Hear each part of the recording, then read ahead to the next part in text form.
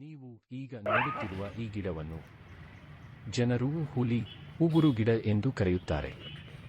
ಹುಲಿಯ ಉಗುರುಗಳಂತೆ ತೀಕ್ಷ್ಣವಾದ ಮುಳ್ಳುಗಳು ಇರುವುದರಿಂದ ಈ ಹೆಸರು ಬಂದಿದೆ ಎಂದು ಹಿರಿಯರು ಹೇಳುತ್ತಾರೆ.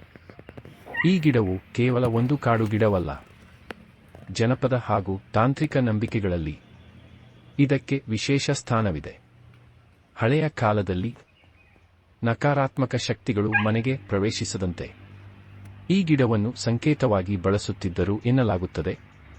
ದುಷ್ಟದೃಷ್ಟಿ, ಭಯ, ಅಶಾಂತಿ ಇವುಗಳಿಂದ ರಕ್ಷಣೆ ನೀಡುತ್ತದೆ ಎಂಬ ನಂಬಿಕೆಯೂ ಇದೆ.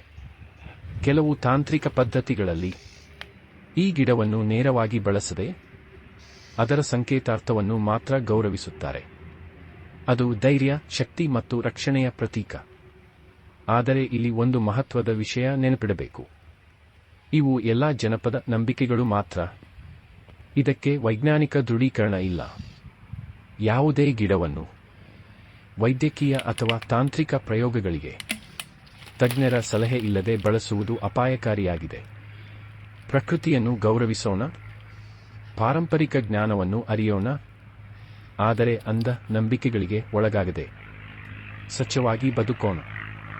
ಇನ್ನು ಅನೇಕ ವಿಷಯಗಳಿಗಾಗಿ ನಮ್ಮ ಚಾನೆಲ್ ಅನ್ನು ಸಬ್ಸ್ಕ್ರೈಬ್ ಮಾಡಿ. ವಿಡಿಯೋ ಇಷ್ಟವಾದಲ್ಲಿ ಲೈಕ್ ಮತ್ತು ಶೇರ್ ಮಾಡಿ. ಧನ್ಯವಾದ.